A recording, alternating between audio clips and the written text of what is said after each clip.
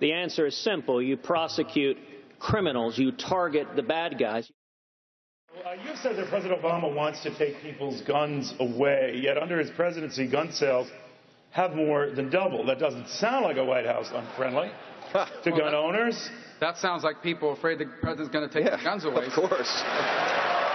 Well, he appointed Eric Holder as Attorney General. Eric Holder said he viewed his mission as brainwashing the American people against guns. The Second Amendment is not an option. It is not a suggestion. It is a constitutional right. He appointed Sonia Sotomayor to the Supreme Court, someone who has been a radical against the Second Amendment right to keep and bear arms. I am convinced that if this president could confiscate every gun in America, he would. He launched Fast and Furious, illegally selling guns to Mexican drug lords that were then used to shoot law enforcement officials. About every 2 weeks, he holds a press conference talking about how he can't wait to restrict people's access to guns. Hillary Clinton says she agrees with the dissenters, the Supreme Court dissenters in the Heller case. They said that they believe the Second Amendment protects no individual right to keep and bear arms whatsoever. I have seen him appoint people to our courts, not to defend the Second Amendment, but to figure out ways to undermine it.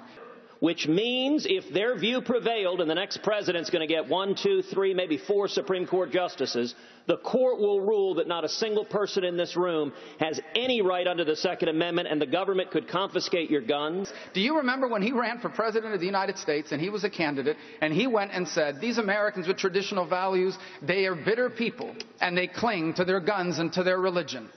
That tells you right away where he was headed on all of this. This president, every chance he has ever gotten, has tried to undermine the Second Amendment.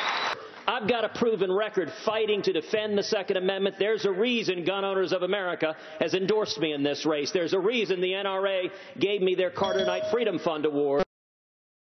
And there's a reason when Barack Obama and Chuck Schumer came after our right to keep and bear arms that I led the opposition along with millions of Americans. We defeated that gun control legislation. When he meets with the Attorney General in the White House, it's not, how can we protect the Second Amendment rights of Americans? It's, give me options on how I can make it harder for law-abiding people to buy guns. That will never happen when I am President of the United States.